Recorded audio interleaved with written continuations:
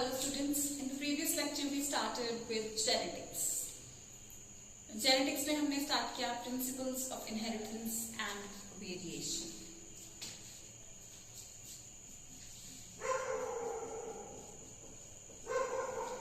Principles of inheritance and variation. आपको मैंने inheritance का मतलब बताया, passing on of characters from one generation to next, and variations, the degree to which progeny is different from parents, that is variation. इनके principles हम यहाँ पे discuss करने जा रहे हैं और सबसे ज्यादा हमने देखा कि genetics was इनका जो kick start इस field को था, that was given by G.J. Mendel, whom we consider father of genetics. हमने डिस्कस किया कि G.J. Mendel ने पी प्लांट पे एक्सपेरिमेंट्स कंडक्ट किए थे फॉर 6 लॉन्ग इयर्स और उनका कोई रिकॉग्निशन नहीं हुआ था as long as he lived. उनके डेथ के काफी साल के बाद 3 साइंटिस्ट ने रीडिस्कवर किया था उनके काम को, Hugo de Vries, Erich von Tschermak and Carl Collins. इन तीनों ने रीडिस्कवर किया उनके काम को and then he was stated as father of genetics. He did not enjoy this title as far as he lived, but later on he's still famous and he's still known as father of genetics. He enjoys fame still, right? And आज मैंने आपको कुछ terminology थोड़ी सी start कर दी, कुछ terms आपको बतानी शुरू कर दी थी. आपको बताया था मैंने कि कौन से 7 कंट्रास्टिंग कैरेक्टर्स मेंडल के लिए, कौन से 7 कंट्रास्टिंग कैरेक्टर्स मेंडल ने कंसिडर किए थे. हमने ये भी देखा कि वो कंट्रास्टिंग कैरेक्टर्स के कारण मेंडल के एक्सपेरिमेंट्स को सक्सेस मिली थी और भी हमने रीजंस फॉर सक्सेस देखे कि मेंडल को क्या क्या कारण थे जिनके कारण मेंडल के एक्सपेरिमेंट्स जो थे वो सक्सेसफुल थे. हमने ये भी देखा कि क्या क्या वो कारण थे जिनके कारण मेंडल को उस टाइम पे रिकॉग्निशन नहीं मिल पाया. अब मैं कुछ टर्मिनोलॉजीज आपके साथ कल आपको कल ही बता रही थी, कुछ आज भी, और बाकी टर्मिनोलॉजी थोड़ी सी आपको डिस्कस करवाती हूँ. फिर हम बेसिकली चलते हैं कि किस तरीके से प्रिंसिपल्स या लॉज मेंडल ने फ्रेम किए. ठीक है, तो टर्मिनोलॉजीज डिस्कस करते हैं थोड़ी सी.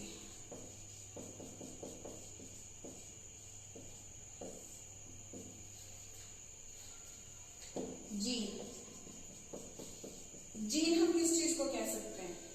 जीन एक फंक्शनल यूनिट ऑफ इनहेरिटेंस बोला जा सकता है. फंक्शनल यूनिट ऑफ इनहेरिटेंस यानी कि ये पर्टिकुलर जीन, जैसे हमारे क्रोमोसोम के ऊपर हम कह सकते हैं कि ये पर्टिकुलर सेगमेंट है, ये पर्टिकुलर जीन है जो कि एक पर्टिकुलर कैरेक्टर को कैरी कर रहा है. और उस टाइम पे कोई जीन्स वगैरह या माइक्रोस्कोपिक रेवोल्यूशन इतना ज्यादा नहीं था, तो मेंडल ने जो था वो जीन्स को क्या कहा था? फैक्टर्स कहा था. ठीक है, और अलील एक टर्म है. तो अलील्स क्या होते हैं? अलील आर फॉर्म्स ऑफ जीन्स. एक तरीके से हम इसको कह सकते हैं कि फॉर्म्स ऑफ जीन्स हैं. ठीक है, जैसे कि कल हमने देखा कि टॉल प्लांट को हम इस तरीके से या इस तरीके से इनको डिनोट कर रहे थे, तो इनको हम अलीलोमॉर्फ्स बोल सकते हैं या अलील्स बोल सकते हैं. ठीक है, ये अलीलोमॉर्फ्स या अलील्स हम इनको बोल सकते हैं. क्लियर कि ये डोमिनेंट का है जो कैपिटल टी है और ड्वार्फ का ये है. फिर हमने और टर्मिनोलॉजी कौन सी डिस्कस की? होमोजाइगस. होमोजाइगस में हमने देखा कि ये होमोजाइगस डोमिनेंट है, ये होमोजाइगस ड्वार्फ है. फिर हमने टर्मिनोलॉजी डिस्कस की हेट्रोजाइगस. हेट्रोजाइगस में दिस इज हेट्रोजाइगस जो कि कंट्रास्टिंग कैरेक्टर्स को रिप्रेजेंट करता है. अब मैं और टर्मिनोलॉजी आपको बताऊंगी फिनोटाइप एंड जीनोटाइप.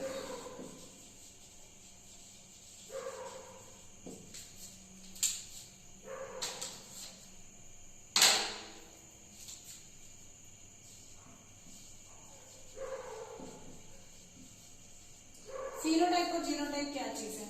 जैसे हम इस चीज को ये लगा रहे हैं, या इस तरीके से रील्स को लिख रहे हैं, इस तरीके से लिख रहे हैं. अब जिस तरीके से इसका प्रेजेंटेशन हो रहा है that is genotype.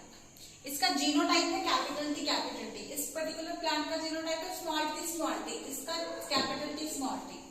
So these are all genotypes, कि जीन्स क्या कह रहे हैं, कि जीन्स में से एक अलील टॉल का है, दूसरा भी टॉल का है, एक अलील दोनों अलील ड्वार्फ के हैं, एक अलील टॉल का, दूसरा ड्वार्फ का है।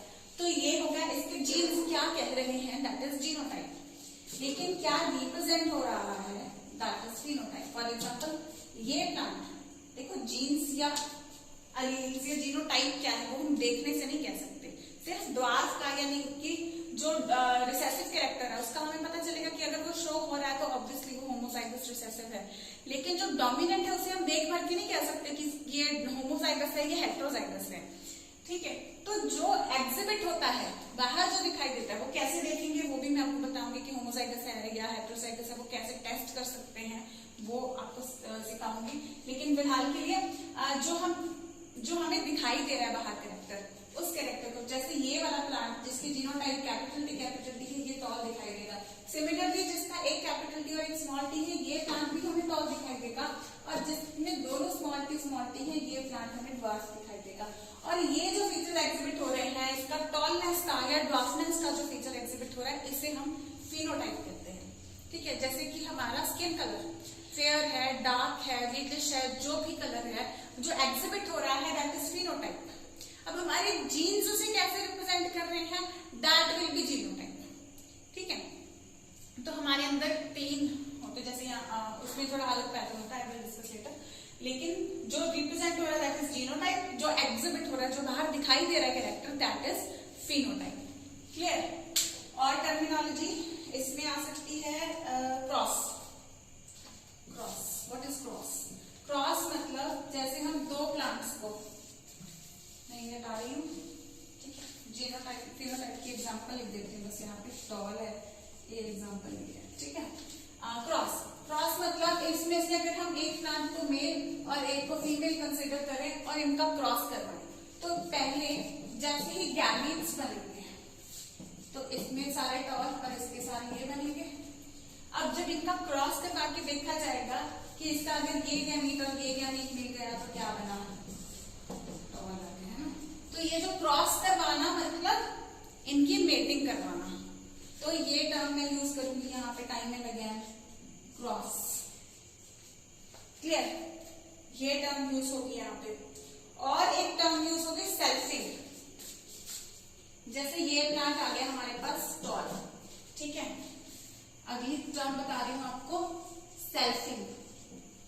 सेल्फिंग मतलब अब यहाँ पे अगर आप देखोगे तो ये टॉल प्लांट है, ये जो टॉल प्लांट आया है, अब ये एक पूरा पौधा है, इस एक ही पौधे के ऊपर अलग अलग फ्लावर्स होंगे,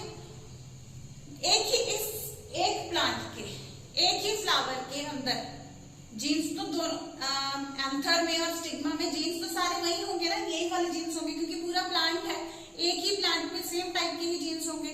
तो उसी फ्लावर के अंदर हम सेल्फ पॉलिनेशन जब करा देंगे, या सेम प्लांट के अंदर भी अगर हम क्रॉस पॉलिनेशन, तो जीन्स तो सेम ही है। तो जैसे तो सेम प्लांट के अंदर जब हम रिप्रोडक्शन करवाएंगे, स्पेसिफिकली वैसे ज्यादा बेटर रहेगा कि एक फ्लावर के अंदर भी हो सकती है और एक प्लांट के अंदर भी वैसे हो सकती है, क्योंकि जीन्स तो सारे इसके सेम ही है। तो जिन बच्चों ने सेक्सुअल रिप्रोडक्शन मेरे साथ किया वो समझते हैं कि ऑटोगैमी या जीटोनोगैमी, तो दोनों केसेस में रिजल्ट यहाँ पे सेम ही आने वाला है। तो यहाँ पे जब हम सेम प्रोजेनी जो है इसी की जब आपस में करवाएंगे मेटिंग, तो क्या हो जाएगा, एक तरीके से this cross will be like this. तो ये चीज हो जाएगी कि इसकी खुद से कराई जा रही है, so this is selfing. Clear, selfing या सेल्फ पॉलिनेशन जिसमें करवाई जाती है, इसको सेल्फिंग बोला जाएगा। इसके लिए हम टर्म यूज करेंगे सेल्फिंग, कि देखो जैसे हम देखेंगे कि टॉल प्लांट और ड्वार्फ प्लांट की मीटिंग कराई, अब क्योंकि इनका प्रोजेनी ये आ गया, अब इसी एक प्रोजेनी की गैमीट्स की आपस में ही मेटिंग कराएंगे, तो उसके लिए हम टर्म यूज करेंगे सीधा सेल्फिंग। सेल्फी नहीं, ठीक है, सेल्फिंग आईएनजी। क्लियर। और इसमें क्या टर्मिनोलॉजी आती है, इसमें टर्मिनोलॉजी आती है प्योर लाइंस।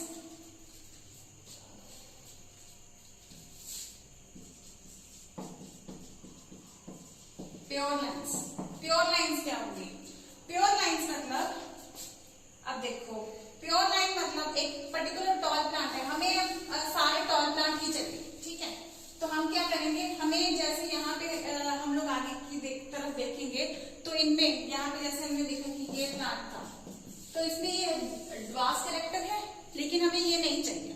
डोमिनेंट कैरेक्टर चाहिए, डोमिनेंट अच्छे वाले कैरेक्टर। अगर डोमिनेंट कैरेक्टर अच्छा है तो हमें वही कैरेक्टर चाहिए। तो उसमें हम क्या करते रहेंगे, प्योर लाइंस एस्टैब्लिश कैसे करेंगे, जैसे पर्टिकुलरली टॉल प्लांट्स हमारे पास आ गए हैं, ठीक है। तो टॉल प्लांट में हमें जैसे सेल्फिंग कराई, इन दोनों की वेटिंग हमने करवा ली, पहले यही करवाया था हमने, और हमारे पास ये ऑब्टेन हुए थे, ठीक है। तो इन्हीं प्लांट्स की हम आपस में कराएंगे, तो क्या ऑब्टेन होगा, हम इसको एक और टर्म मैं आपको यहाँ पे बता देती हूँ साथ ही में इसके, पुनेट स्क्वायर, पहले ये बता देती हूँ पुनेट स्क्वायर।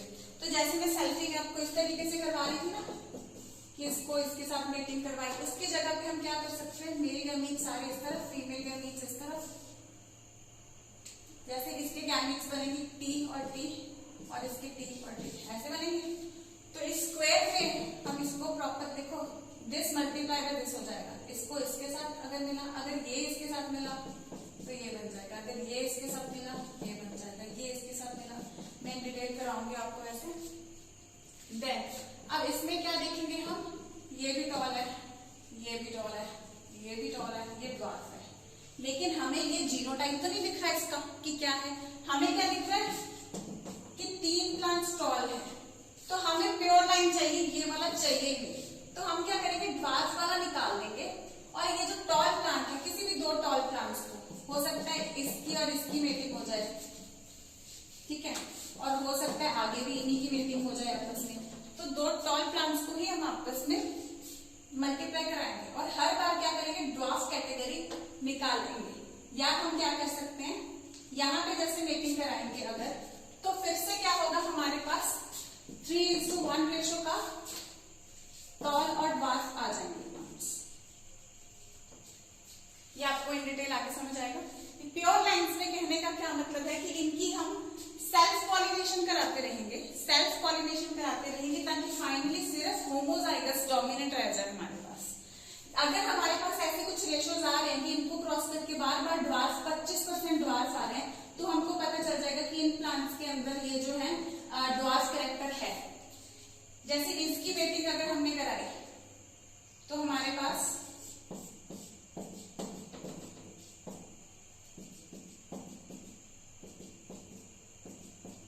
50% ही आ गया, ठीक है। तो फिर हम इनकी टेस्टिंग करा सकते हैं, इसी की इसके साथ सेल्फिंग करा के देखेंगे, अपने प्लांट के साथ इसकी इसी के साथ सेल्फिंग करा के देखेंगे। जो प्योर टॉल की टॉल 100%, जब तक हमारे पास टॉल प्लांट्स आने शुरू नहीं होते तब तक सेल्फिंग कराएंगे, और जब 100% हमारे पास प्योर कैरेक्टर आना शुरू हो जाता है तब हम कहेंगे कि प्योर लाइंस एस्टैब्लिश हो चुकी हैं। नहीं समझ आया तो अभी देखो, प्योर लाइंस इन शॉर्ट आपको समझाती हूँ, पूरी डिटेल में प्रोसेस करेंगे तब भी समझ आ जाएगा। प्योर लाइंस का मतलब है कि हम क्रॉस कराते रहेंगे, हो सकता है आपको वैसे समझ आ भी गया होगा, फिर भी जिन बच्चों को नहीं समझ आया उनके लिए मैं बता रही हूँ कि हम लोग सेल्फिंग कराते रहेंगे। प्योर लाइंस में हम लोग सेल्फिंग जो है वो कंटिन्यू करेंगे अंटिल होमोजाइगस डोमिनेंट हम श्योर हो जाएंगे इसमें होमोजाइगस डोमिनेंट ही है, इसके प्रोजेनी में बिल्कुल भी ड्वार्फ कैरेक्टर एग्जिबिट नहीं हो रहा, तो हम कहेंगे कि प्योर लाइंस एस्टैब्लिश हो गई, यानी कि बहुत अच्छी क्वालिटी एस्टैब्लिश हो चुकी है। ये हम टॉल कैरेक्टर के लिए नहीं करेंगे, ये जस्ट आपको एग्जांपल दे रही हूँ क्योंकि ये आपके सामने रहता है। ये हम कब कर सकते हैं प्योर लाइंस, जैसे हमने कोई एनिमल्स की करवानी है सेल्फिंग, तो जैसे हमें कोई हाई वेराइटी प्लांट चाहिए या high variety high yielding crop चाहिए या हाई यील्डिंग एनिमल चाहिए जो अच्छा मिल्क देता है, ऐसा कुछ हाई क्वालिटी चाहिए, तो उनमें भी हम ये चीजें कर सकते हैं। वैसे एनिमल्स में ये कम किया जाता है, प्लांट में जो शॉर्ट ड्यूरेशन वाले होते हैं उनमें ये ज्यादा कारगर रहेगा, तो उनकी बार बार सेल्फिंग करा के हम प्योर लाइंस वाले यानी अच्छी क्वालिटी वाले प्लांट को अलग कर लेंगे। जो भी बैड क्वालिटी दे रहे होंगे या रिसेसिव कैरेक्टर्स दे रहे होंगे उनको हम साइडलाइन करते जाएंगे। Finally we will get homozygous dominant. Homozygous dominant की जब पूरी लाइन तैयार हो गई उसको हम कहेंगे प्योर लाइंस एस्टैब्लिश हो गई, प्योर लाइंस, ठीक है। और ये जो स्क्वायर मैंने यहाँ पे बनाया है प्रेजेंटेशन के लिए, मल्टीप्लिकेशन इसकी जो क्रॉसिंग के लिए, सॉरी, तो उस क्रॉसिंग के लिए ये जो स्क्वायर बना है this is sign test it was given by Punnett. तो ये जो स्क्वायर हम क्रॉसिंग के लिए बना सकते हैं, दिस इज पुनेट स्क्वायर। इसके बाद आता है मोनोहाइब्रिड क्रॉस, फिर आते हैं डाइहाइब्रिड क्रॉस।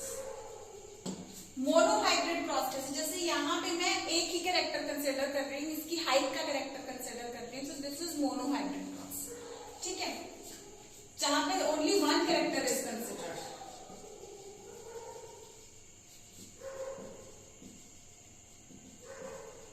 अगर दो कैरेक्टर्स कंसिडर होंगे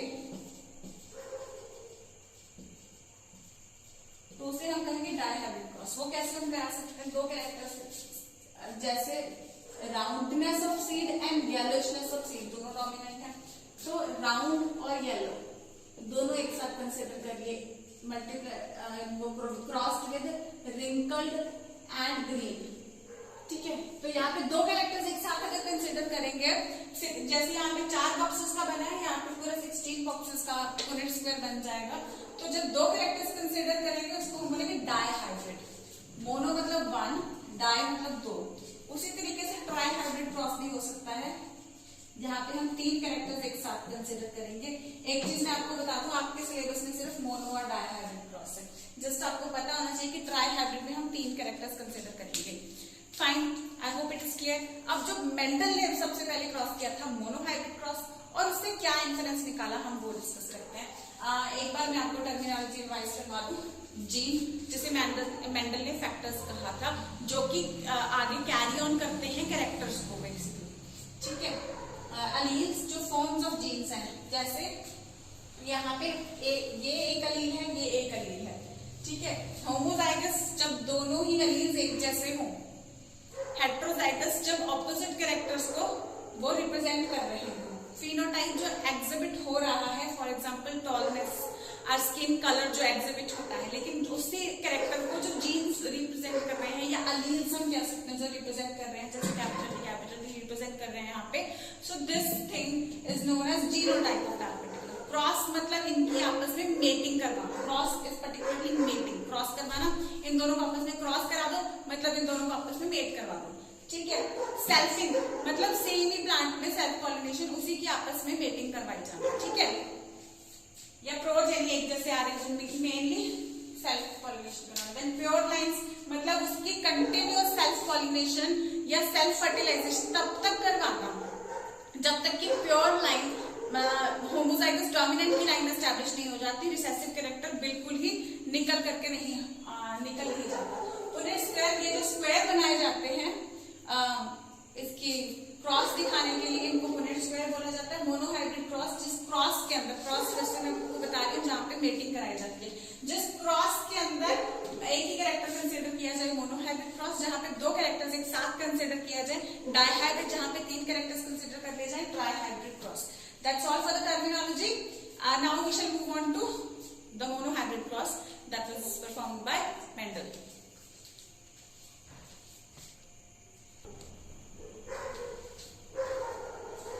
Let us discuss the monohybrid cross.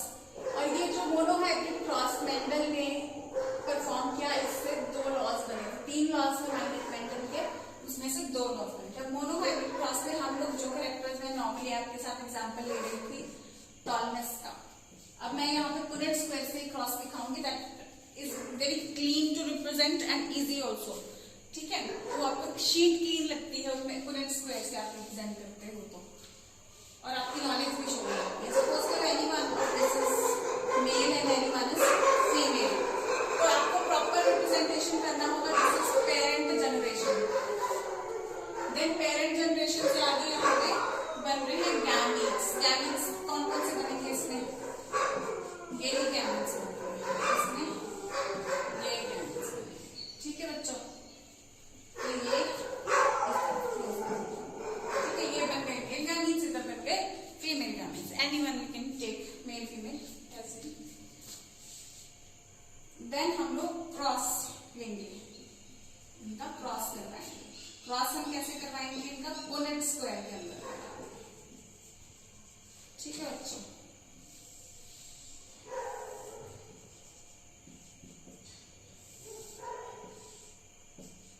Male gamete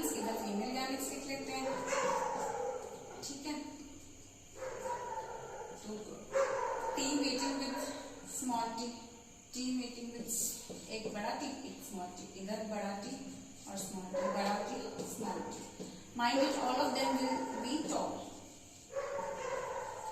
so what is this? यहाँ पे जो प्रोजेनी आए, these are F1 generation. Filial one इनको बोला जाता है, फिलियल वन या F1 जनरेशन. ठीक है बच्चों, इसमें सभी हम कह सकते हैं 100% प्लांट्स ये कैरेक्टर शो करेंगे और ये टॉल थे. और ये कैरेक्टर इसका क्या था? जीनोटाइप. जीनोटाइप भी सबका सेम है, capital T small T, heterozygous है ना, हेट्रोजाइगस है. और फिनोटाइप क्या है? That all of them are tall. तो जीनोटाइप में हमें क्या आ रहा है? Heterozygous tall. क्लियर? अब हम आगे क्या करेंगे? इस फिलियल वन जनरेशन, यहाँ पे रिप्रेजेंट कर देती हूँ मैं. फिलियल वन जनरेशन जो कि आया है सारे इस तरीके से. ठीक है, अभी यहां तक जो क्रॉस परफॉर्म हुआ, यहां तक जो क्रॉस परफॉर्म हुआ, इसमें क्या दिख रहा है हमें? इसमें क्या दिखाई दे रहा है? फर्स्ट जनरेशन पहला क्रॉस करा है ना, पहला जनरेशन हमारे पास फिलियल वन जनरेशन है, पहले प्रोजेनी आता है. तो इनमें हमें क्या दिख रहा है कि गैमीट्स दोनों तरह के गए हैं. ये मेंडल को भी नहीं पता था दोनों तरह के गए हैं नहीं गए हैं, या ये वाला गायब हो गया या नहीं हो गया, अभी कुछ नहीं पता. इस टाइम पे क्या लॉ बन सकता है? इस टाइम पे ये बन सकता है कि ये दोनों कैरेक्टर्स में से ये टॉलनेस का, ये क्या टॉल है, ये भी आपको लिखना होगा साथ में, टॉल एंड ड्वार्फ. ठीक है, ये पेरेंट जनरेशन का ये जीनोटाइप है और ये फिनोटाइप है. ठीक है, अब ये टॉल वाला और ड्वार्फ वाला जब इनकी मेटिंग कराई गई तो पहली जनरेशन में F1 जनरेशन में all the plants showed the character of one parent and no plant showed the character of other parent. तो इस टाइम पे मेंडल ने बोला जो कैरेक्टर दिखाई दे रहा है F1 जनरेशन में, that character is dominant. That character is dominant. ठीक है, तो इसके बाद बन गया लॉ ऑफ डोमिनेंस. पहला लॉ बन गया लॉ ऑफ डोमिनेंस. लेकिन आज की डेट में तो हमें पता है, अभी आगे पता चल जाएगा इनफैक्ट क्रॉस को आगे बढ़ाएंगे तो, कि अभी भी इसमें दोनों जो है प्रेजेंट है. हेट्रोजाइगोसिटी का पता चल गया है. तो इसमें हम क्या कह सकते हैं? इसमें अगर हम देखें कि ये कैपिटल टी जो है, capital T is able to express itself even in the presence of small t. ठीक है, but small t is not able to express itself in the presence of capital T. Here when both small t were there, they were expressing their character of dwarfness, but and here when both capital T were there, they were also exhibiting the characters. But when one capital T and one small t come together, only one of them is able to show the character. यानी कि एक दूसरे के ऊपर हावी हो रहा है. ठीक है, एक पर्टिकुलर इनमें से एक पर्टिकुलर इसका अलील ऐसा है जो दूसरे की प्रेजेंस में अपने आप को हावी होने दे रहा है, अपने आप को फिर भी पूरी तरह से एक्सप्रेस कर रहा है. लेकिन एक ऐसा है जो अकेला तो एक्सप्रेस करेगा, जब अपने जैसा ही दोनों रिसेसिव हैं तब तो एक्सप्रेस करेगा, लेकिन जब डोमिनेंट वाला उसके सामने आ जाता है तब वो अपने आप को एक्सप्रेस नहीं कर पाता. तो यहाँ पे आ जाता है law of dominance. Law of dominance क्या कहता है? Law of dominance, when one allele is able to express itself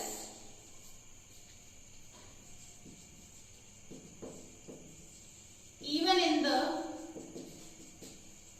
presence of its opposite counterpart,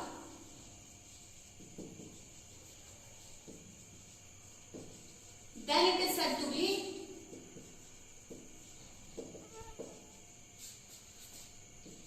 dominant. Then it is said to be dominant.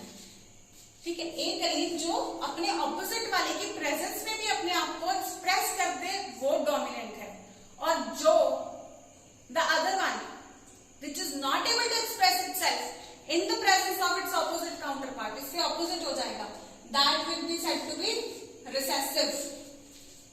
तो उसको हम क्या कहेंगे, रिसेसिव। इसमें मैं पूरी डेफिनेशन नहीं लिखूंगी, इसका पूरा लिख लो। The other allele which is not able to express itself in the absence of the opposite counter part that is said to be recessive, but which is able to express itself in the presence of the opposite counter part that is said to be dominant. तो first law हमारे पास आ जाता है। तो इसमें हमें पता चल रहा है कैपिटल टी जो टॉलनेस का कैरेक्टर है that is dominant over dwarfness. ठीक है, सिंपली उस टाइम पे मेंडल को पता चला था कि इन दोनों को क्रॉस करा तो एक एग्जिबिट होता है, दूसरा खत्म हो जा रहा है, जो एक्सप्रेस हो रहा है वो डोमिनेंट है। ठीक है, तो अब क्या यहीं पे छोड़ दिया उसने क्रॉस? नहीं, यहाँ पे फर्स्ट लॉ मिल गया। तो इसी F1 जनरेशन को, because space was not enough so I carried it over here, F1 generation आप जब क्रॉस बनाओगे तो यहीं पे लॉ नहीं लिखोगे, आप पूरा क्रॉस बनाने के बाद पूरा आगे भी F2 जनरेशन तक करने के बाद लिखोगे। Just I wanted to explain you कि यहीं तक उसने ये इन्फरेंस ले लिया था। ठीक है, फिर F1 जनरेशन, दोनों की इनकी सेल्फिंग अगर कराई जाए, this is F1 generation. F1 generation के गैमीट्स हम देखेंगे, फिर मियोसिस है, अकेले अकेले हो गए गैमीट्स में। फिर हम देखेंगे F2 जनरेशन के लिए पुनेट स्क्वायर, इनमें से भी कोई भी सेल्फिंग भी करा रहे हैं तो कैन बी मेल और फीमेल। ये तो मेल फीमेल यहाँ पे तो पुनेट स्क्वायर पे तो आपको प्रेजेंट करना ही पड़ेगा।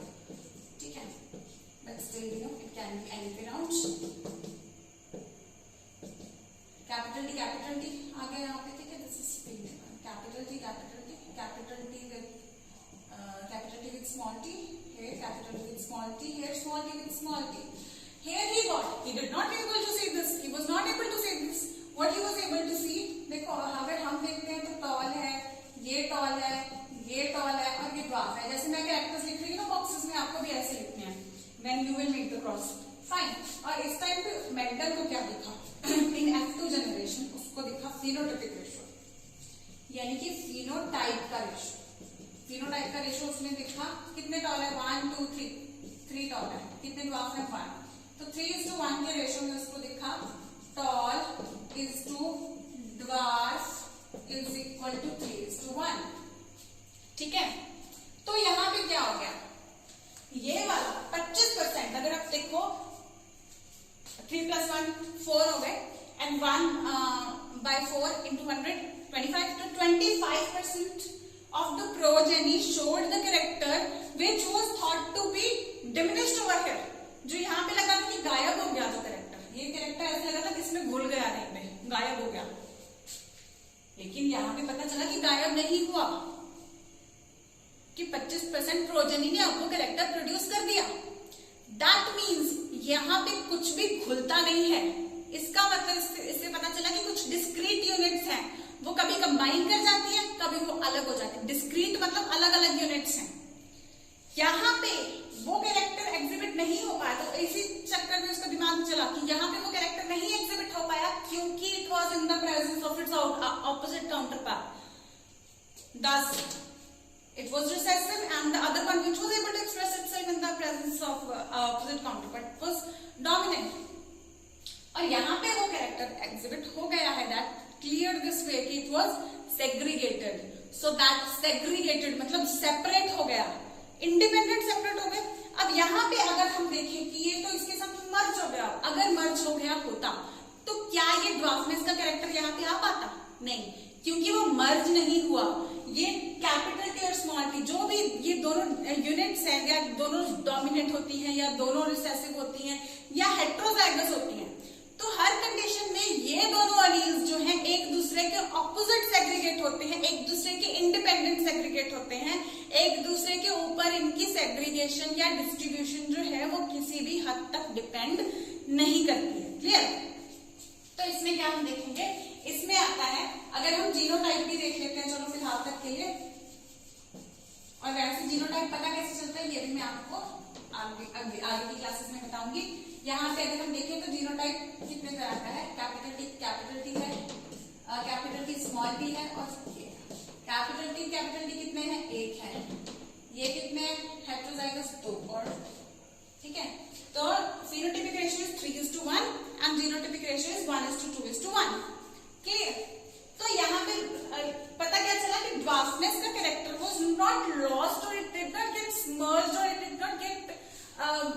वैनिश्ड ओवर हियर, किसी चीज में मिक्सअप नहीं हुआ, वो कोई ऐसे घुलने वाली चीज नहीं कि मिक्स हो गया, वो डिस्क्रीट यूनिट है, एक सेपरेट यूनिट है और वो अपने काउंटर पार्ट या अपने पार्टनर एलील से इंडिपेंडेंट सेग्रीगेट होता है.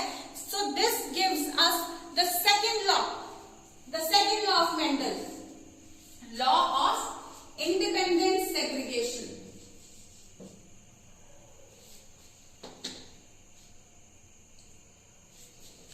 Law of segregation, simply law of segregation, यानी कि ये सेग्रीगेट हो सकते हैं, ये मिक्सअप नहीं होते. लॉ ऑफ सेग्रीगेशन, सेग्रीगेट हो जाते हैं, लॉ ऑफ सेग्रीगेशन. क्लियर? तो हमारे पास दो लॉज आ गए. लॉ ऑफ सेग्रीगेशन क्या है? Both the alleles gate segregated independent of, both of allele gate segregated and they do not gate mixed up और मर्ज्ड अप एनीवेयर. किसी दूसरे के, यहाँ पे अगर डॉर्फनेस का कैरेक्टर दिखाई नहीं दे रहा है तो इसका मतलब ये नहीं है कि वो डॉर्फनेस का कैरेक्टर भूल गया या कहीं दब गया.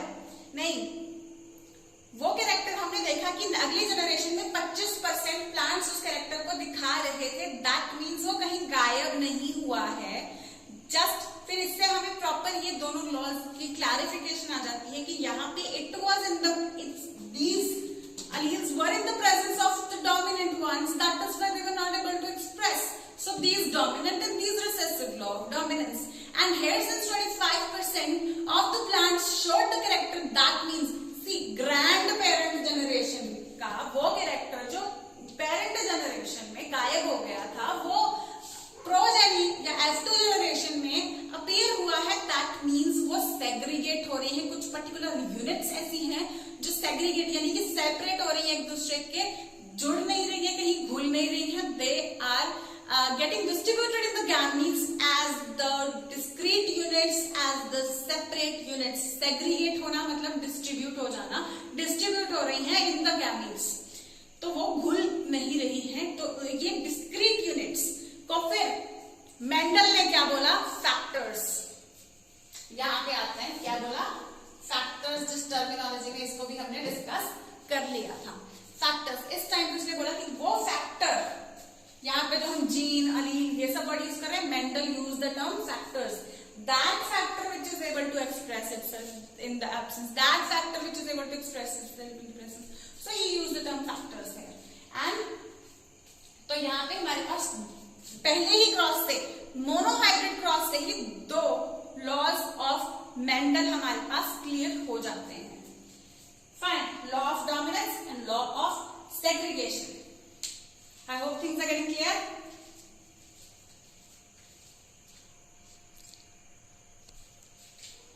इस लॉ को, क्योंकि ये प्योर एक तरीके से एस्टैब्लिश हो गए, कहीं गायब नहीं हुए, तो इस लॉ को हम law of purity of alleles भी बोल सकते हैं. Law of purity of alleles, कि वो प्योर रहते हैं, ऐसे नहीं है कि दूसरे की प्रेजेंस में उन्होंने अपना ये जो है अपना जो कैरेक्टर शो कर रहे थे वो उन्होंने वो उनका गायब नहीं हुआ है कहीं पे, वो still they are able to express it. ठीक है. तो लॉ ऑफ प्योर, कि वो प्योर यूनिट्स, डिस्क्रीट यूनिट्स बनके आ जाता है. सो आई होप इतना आपको समझ आ गया होगा. मोनोहाइब्रिड क्रॉस, आपको ये जो इसके क्रॉसेस वगैरह कैसे बनाने हैं, do not it down from the board. Rest of the theory you can, इसकी प्रिंसिपल्स की मैं आपको फिर भी रिकमेंड करूंगी कि एनसीईआरटी की एक एक लाइन आप अच्छे से ध्यान से करते रहें. उसमें से आपको चीज, उसमें बहुत सिंपल तरीके से दिया हुआ, आपको कंसेप्ट बहुत अच्छा क्लियर हो जाएगा. लेकिन क्रॉस उस तरीके से बनाइएगा जैसे मैंने लिखा, पेरेंट जनरेशन, गैमीट्स, क्रॉस यहाँ पे शो कर रहे हैं, पुनेट स्क्वायर, या you can directly right the F1 generation here represented by Punnett square. तो यहाँ पे जो हेडिंग्स है, इन चीजों को आप मिस नहीं कर सकते.